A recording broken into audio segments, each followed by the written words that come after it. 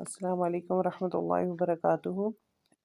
رب اشرح لی صدری ویسر لی امری واحلل عقدۃ من لسانی یفقہوا قولی۔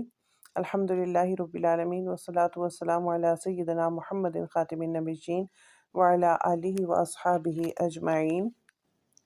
حدیث نمبر 30 حضرت معرور سے نقل کرتے ہیں، وہ کہتے ہیں کہ میں زبدہ کے مقام پر حضرت ابو ذر غفاری رضی اللہ تعالیٰ عنہ سے ملا۔ ان کے بدن پر جیسا جوڑا تھا ویسا ہی ان کے غلام کے جسم پر بھی تھا۔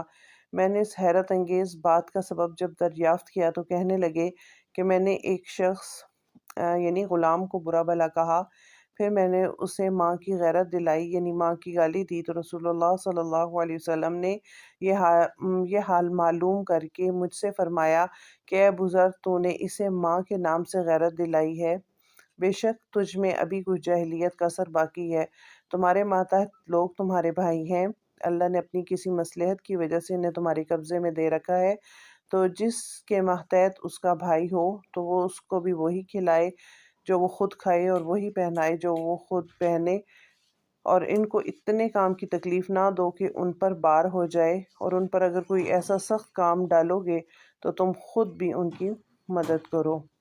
اس حدیث میں اسلام کے اصول مساوات کا جو ہے اور عدل کا اس کا اعلان کیا جا رہا ہے۔ اس معاشرتی مساوات تک دنیا کا کوئی نظام نہیں پہنچا۔ اسلام کی زبردست کامیابی کا یہ ایک گر بھی ہے کہ مساوات کا سادہ اور پر اثر اصول بھی ہے جو عبادت سے لے کر معاشرت تک ہر جز میں سمویا ہوا ہے، یعنی جس طرح سے ہم اپنے لیے سوچیں اسی طرح سے جو ہمارے ماتحت ہیں ان کے ساتھ بھی ویسا معاملہ کریں، جو کھا رہے ہیں جو پہن رہے ہیں اسی طرح سے ان کا خیال رکھا جائے، رمضان المبارک میں کام کا بوجھ ان پہ نہ ڈالا جائے۔ تو یہ ساری باتیں ایسی ہیں کہ ہمیں ان کا خیال رکھنا ہے اور اپنی زبان کی حفاظت کرنی ہے اور کسی کو گالی گلوچ یا برا نہیں کہنا۔ یہ نبی کریم صلی اللہ علیہ وسلم کی تعلیمات ہے جو ہمیں پتہ چلتی ہیں۔ اللہ تعالی ہم سب کو نیکی کی ہدایت دے۔ سبحانک اللہم و بحمدک، نشہد ان لا الہ الا انت، نستغفرک و نتوب الیک۔ السلام علیکم ورحمۃ اللہ وبرکاتہ۔